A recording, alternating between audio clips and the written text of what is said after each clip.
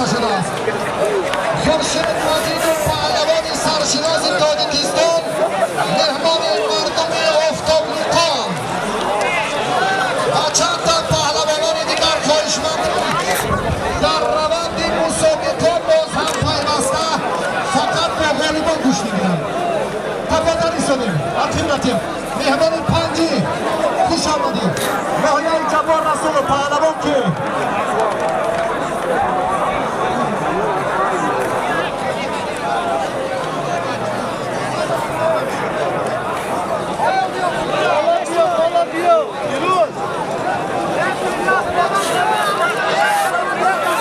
دست شما درد رو نمیرم. هم فیردوس هم سهراب پهلوان شهر وحدت به هنرنمایی جلیتون با سلسله کامیابی‌هایتان حالا میدان آفتابنوکا را زیبا می‌کند که از نام همه مخلصان و شما برای مهارت بالای گوش‌دیدیتان عرض سپاس می‌گوییم.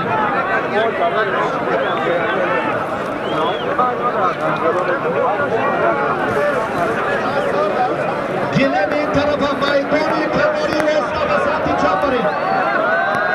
هرمانده چیه کنار بچه ها را باز 5 قدم دورتر از گلم بیرونتر باشن. همیشه میورن چی برد؟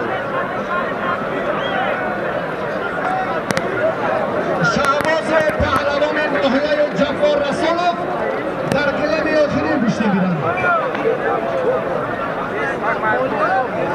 حالا موبایل بیار شما.